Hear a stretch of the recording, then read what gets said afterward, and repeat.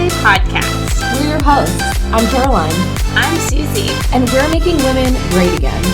Even though we were always great. We'll see you next and every Tuesday. This is so fucking cheesy. I know. So not natural. Welcome to the Next Tuesday podcast. Welcome. This is our introduction episode. First episode ever. Today is March 14th, 2017. Today is the day that we go live. We are live. Our website is up as of today at www.nexttuesdaypodcast.com. On that website, you can find everything about us. You can find out about what we're doing. And you can download our episodes straight from there. You can also get them on SoundCloud and iTunes. Check it out.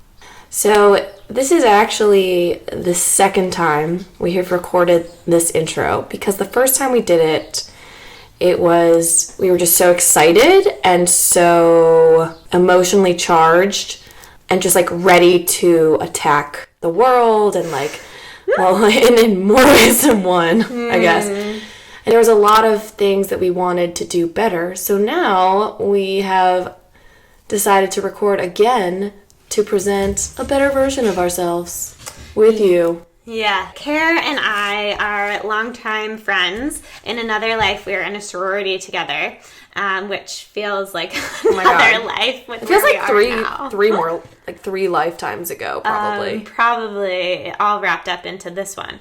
And so, yeah, we were lamenting the current state of our world on that fateful election day. And here we are. And here we are. Here we are now, ready to be here. So what we have decided to do is we wanted to start a podcast that highlighted the amazing things that women in business are doing and talking about the way that they are balancing their business life with this holistic version of ourselves. Like just kind of how you balance being a badass and being amazing at working with keeping things real and staying grounded and staying centered. The idea behind this and where we were at the time, since we were just speaking about the election, is we spent a lot of time grieving how women were being portrayed and the conversation about women. And we'll get into who we are and what we're doing ourselves, but just acknowledging the amazing women in our lives and the women that inspire us. And with the current state of life and looking at women and who women are, but really highlighting the strength, I think, and the struggles and the challenges and the humanness that women in business face. So let's also be real. When we came up with this podcast, we were crying on Suzi's floor because we were just really upset about the state of our country and our lives. Which we just saged and lit some candles before recording because we're back on the floor. Oh my God, this is such a... Whoa, yeah, we're like back where it all started. We're back where it all started. On the floor. And we're like we were sitting there drinking with our bottle of wine. Yeah, drinking wine. Now we're drinking water. Suzi's poor husband comes and he's like, you guys okay? What's going on?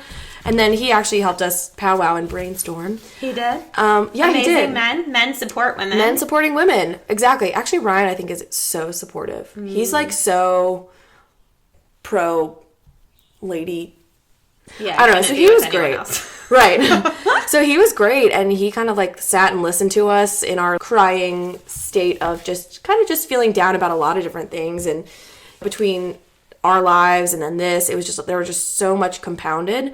And we were like, we should do a podcast. And we all kind of jumped on that idea. And so now here we are again. And so now Caroline can share how amazing she is in the world of what she's doing in Richmond. I don't know if I'm amazing, but so I'm a lawyer. I'm kind of like one side of the yin yang that is our cool dichotomy juxtaposition of our ways of... It's super cool. We're real cool. We're really cool. I'm a lawyer. I practice business law, but I really focus on intellectual property law. But my clients are small businesses. I have a lot of female clients, actually. I have a lot of male clients, too. I guess I probably have a 50-50 split, let's be real. But I work with small companies who are doing, their corporate formation, doing contract documents, hiring their first employees. But where I really like to work is in intellectual property, which is I do copyrights and trademarks and then help people handle their trade secrets. So I often travel and lecture or teach other lawyers about working with small creative companies and the best way to do that, the best way to handle finances for them, because it's not like a large company where you can just bill them and be like, oh, here's a $10,000 bill. Backing up, I had my own small business. So I was running a small business being a lawyer before I worked at the company that I work for now. And I understand how difficult it can be to not have any money and to be trying to put money in 2 bank accounts and manage expectations and do all this social media and be essentially working 2 full-time jobs. It's a lot. It's a lot. And so then I was acquired by another practice, a larger practice. And so now I work for someone else, but I still run the business branch or run the Richmond branch of our practice. I love working with small business owners. I think they are amazing. And I also really empathize with the fact that it is the hardest thing ever. I'm Suze, and when we were recording this last year, I would have told you all of these things that I am, or that I wanted to be more so, and I think now I'm trying to go through the journey of who I really am. Previous roles that I've said that I have been the yoga teacher, the health coach, the business starter, definitely an idea generator. I have been a collaborator. I have been a social worker. And so I've kind of been on this journey of finding myself for the past decade. And through all of that, I've lived in New York City doing social work, practicing psychotherapy. I have traveled through Southeast Asia for 6 months, landing in Australia. I have completed numerous teacher trainings in New York and Perth and India. I have completed health coaching certifications and most recently a raw food chef certification in Bali. So I definitely have had this seeking of figuring out who it is I am and simultaneously wanted to be someone maybe other than showing up for myself. When we started this process, we moved back to Richmond, my husband's from here. This is my first time in Richmond. I moved here, got married, moved from the other side of the world, got married, bought a house, got a dog, started a full-time job after I had been working for myself for the past few years. My husband started a job, he's also entrepreneurial, a blessing and a curse of the two of us.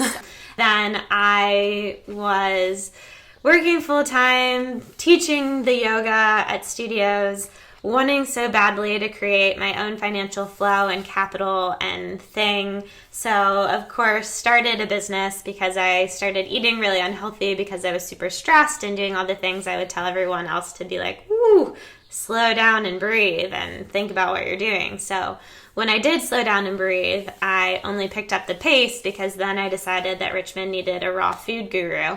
Also, I struggle with really terrible menstrual cycles, and so I was also trying to heal my body. But healing often requires us to slow down and really sit with what's happening, and I was doing the opposite of that. I needed to achieve everything as quickly as possible, and that train was like picking up momentum, and then luckily it didn't crash, but it catapulted me to Bali, where I spent the beginning of this year, which was incredibly life-altering and transformative only in the sense that I was able to see myself differently. So I messaged Care when I was there, and I was like, we need to shift the start of this podcast and redirect because I think I have been redirected. So she graciously said okay, and here we are again. So now I can tell you that I am I am me, and my gift is this desire to connect and share humbly the experience of living this life and manifesting our soul purpose with the reality of the life that we walk in. And so I have begun this business called Raw Bliss Co., and the co not being corporation, but really about community and collaboration and a collective co-creation. It is my belief that we are all powerful beings purposely put on earth to share with each other in a greater schema, whether you're spiritual, whether you're religious, whatever your beliefs. We're here together and we can't deny that. And so my purpose, I believe, in this life is just to share the experience and help people find their way to living authentically in their own raw bliss, whatever that is and looks like. And so it's in this cast, as we interview women and recognize real life and real strengths and real struggles, I will be the balance to the corporate. And how does life feel? And what are the emotions? And how do you take care of yourself? How do you allow yourself to have those days where life is hard? Because there are days where you just want to hide under a rock and say, like, I'm never coming out again. Like, this is tough. Yeah, I'm just trying to get my coffee in the morning, and then by the time I'm, like, up and have coffee, Suze has, like, you know, become a different person and, like, saved 8 babies and... I don't know about made that. Some vegan cheesecakes. So we're going to talk a little bit about why we're called the Next Tuesday Podcast. Suze? I mean, when you hear the phrase, see you next Tuesday, it's kind of like, see you next Tuesday. And that's a derogatory term from women, which we don't really like. I think that probably every woman can think back on a time in her life when someone has called her the C word. And let's just say it. Cunt. Okay. Do you know that in Australia, people love that word? And, like, Kara's, like, having her head between her legs, like, oh my God, she said it. But that's the whole thing, is that we really are creating a platform where we're hearing women's voices who are strong, and we're just so sick of hearing all of feminine terms be used negatively. Like, and did you hear even, like, that bit about Emma Watson recently? And how she is so feminist in kind of her role. That's what she's become. And because she allowed herself to be embracing her sexuality, now everything, all of her hard work has been taken. Yeah. And she's like, I don't understand why it's about my tits. And I'm like, me either, Emma Watson. Because you know what? I would be a little bit more freaked out by the fact that people are okay with you making out with a animal creature than the fact that you're, as an adult, posing on the cover of some, or whatever, not cover, inside, wherever, of a magazine, and you can kind of see the underboob. That said, why... I'm about to go on a total tangent here, but it's like, why can't you like Beauty and the Beast as a woman? And still be feminist. And still be feminist, or be taken seriously. Yeah. It's like, if you're a corporate woman in a Fortune 500 company and you're higher up and you said, my favorite movie is Beauty and the Beast, I wear princess tiaras with my 5-year-old when I go home, and I have my period today and I actually need to go home because I need to take care of myself. Yeah. That would never happen. It would not fly. And it's just, we are sick of women being put down and called these terrible things, you know, derogatory terms, and we've had it. And so one of the things we're doing is that by using a word that people use to put you down, when you take that word back and you take it and use it as your own, that's actually taking the power back from that word. I'm not quite there yet where I can do that on air. I lived in Australia, and so that word I heard a lot in all its glory. So I actually love that word. I love it secretly. I've always loved it. The first time I heard it, I was a senior in high school, and some guy called a girl that, and I was like, what's that? You know, in all my sheltered glory. Ever since then, it's just been a word that I really appreciate. I really do appreciate it. So when we were drunk and feeling sad because we felt like women were getting shit on after this election.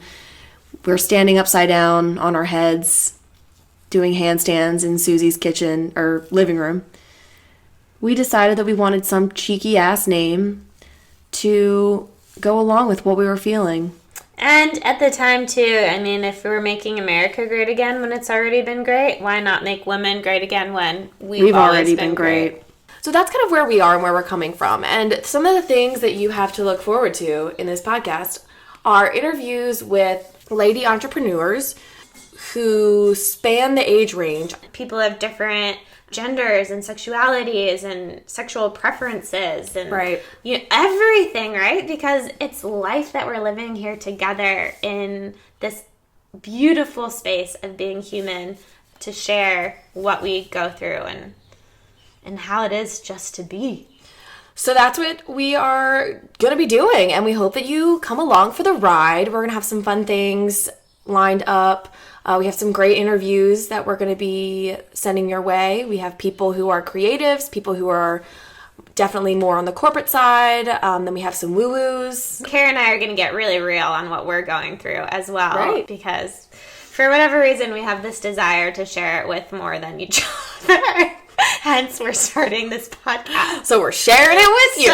Little did you know. Anyway, so that's kind of what's going on. We're really excited to have everybody with us. You can follow us on social media. We have all of the forms of social media. If you want to find us on Instagram, our Instagram tag is next, N-E-X-T, twos, T-U-E-S, podcast, P-O-D-C-A-S-T. Altogether, it's Next Two's Podcast on Insta. Our Twitter is the same. And we will see you next Tuesday. See you next Tuesday, y'all. Peace.